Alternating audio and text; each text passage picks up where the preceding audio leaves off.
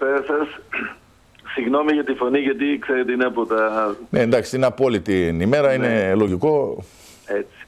Είμαι ο πρόεδρος του Αγροτικού Συλλόγου Αλεξανδρούπολης. Πολύ ωραία. Κατεβήκαμε και εμείς στην Κομοτηνή, ενώσαμε τις δυνάμεις μας με τους υπόλοιπους αγρότες εδώ της Κομοτηνής. Διαμαρτυρηθήκαμε απέναντι στον Υπουργό, γιατί θεωρούσαμε ότι ουσιαστικά ήταν άτομο και δεν ήταν στο κατάλληλο χρονικό διάστημα η επίσκεψη του Υπουργού, την ώρα που η Ελλάδα φλέγεται για το ασφαλιστικό, την ώρα που οι Έλληνες αγρότες κλονίζονται από το φορολογικό. Ο Υπουργός ήρθε να μιλήσει για το νομοσχέδιο περί συνεταιρισμών. Ναι, ακριβώς. Και δεν ξέρω αν είδατε το δελτίο τύπου που ανακοίνωσε το Υπουργείο, δεν ξέρω τώρα. Ναι, λίγο πρόλαβα και είδα κάποια πράγματα. Εσείς τι τελικά συναντήσατε τον Υπουργό, έγινε συνάντησή σας με τον Υπουργό? Εμείς η δική μας απόφαση ήταν και στείλαμε επιτροπή μέσα και είπαμε στον Υπουργό ότι δεν μπορούμε να κάνουμε διάλογο για οποιοδήποτε άλλο θέμα εάν δεν αποσύρουν το νομοσχέδιο για το ασφαλιστικό και το φορολογικό. Διότι αυτή τη στιγμή οι ελληνικές επιχειρήσεις, οι Έλληνες παραγωγοί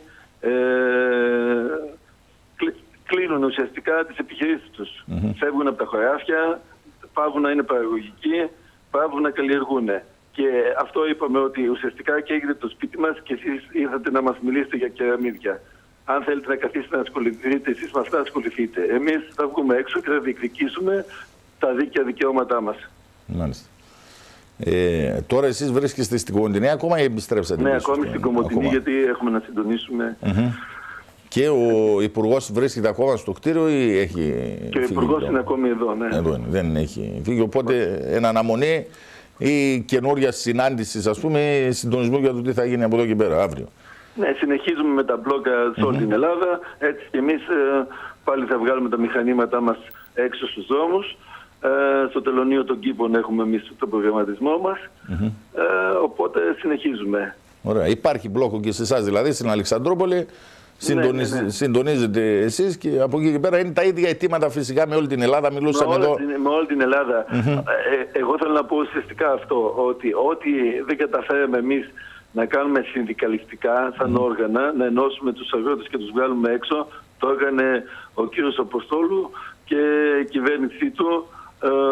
Γιατί αυτό που βλέπουμε είναι σε κάθε χωριό να υπάρχει τουλάχιστον να υπάρχουν άνθρωποι που να φωνάζουν, να βγάζουν τα ταχτέρια τους. Και αυτό καταφέρνει, γιατί σήμερα εδώ οι συνθήκες, ξέρετε, και δεν είναι και οι καλύτερες. Και οι άνθρωποι από τις 7 το πρωί, όλοι μέχρι τώρα το βράδυ ήταν έξω. Μάλιστα. Ναι, παντού υπάρχει αυτό το πρόβλημα στην όλη την Ελλάδα, ένας αναβρασμός. Όλοι έχετε τα ίδια αιτήματα.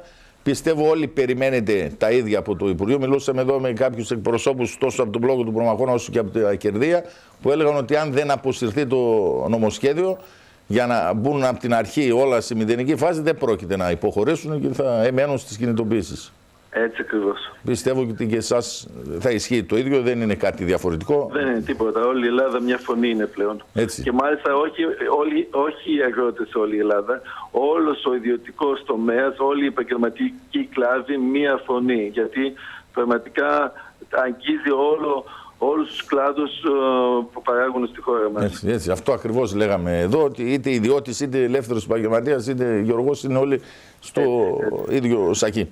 Ο παραγωγικός ιστός όλης της χώρας κλονίζεται αυτή τη στιγμή και αν λέω, ακόμη και να τα ψηφίσουν αυτά τα μέτρα, νομίζω ότι ουσιαστικά δεν θα μπορούν να μπουν επί της ουσίας στην πράξη. Ωραία. Κύριε Αλεξανδρή, εγώ να σας ευχαριστήσω πολύ που ήσασταν εδώ. Δεν ξέρω αν θέλετε κάτι να προσθέσετε.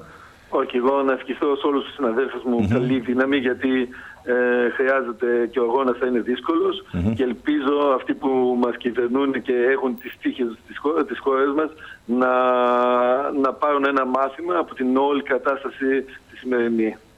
Έγινε. Ευχαριστώ πολύ. Εγώ να σας μεταφέρω βέβαια την προτροπή του Προέδρου του Αδέσμευτου Αγροτικού Συλλόγου Αλιστράτης από τον μπλόκο των Κερδιλίων να αφήσετε τον Υπουργό να πάει στο σπίτι του, στα παιδιά του, για να σκεφτεί το τι πρέπει να κάνει. Βεβαίως, θα το ακούσουμε. Λοιπόν, να είστε καλά. Ευχαριστώ πολύ. Καλή συνέχεια και εσάς, καλή αγώνα και μακάρι να δικαιωθούν οι αγώνες σας. Ευχαριστώ πολύ. Να είστε καλά, καληνύχτα. Λοιπόν, αυτά και με τον κύριο Αλεξανδρή, πρόεδρο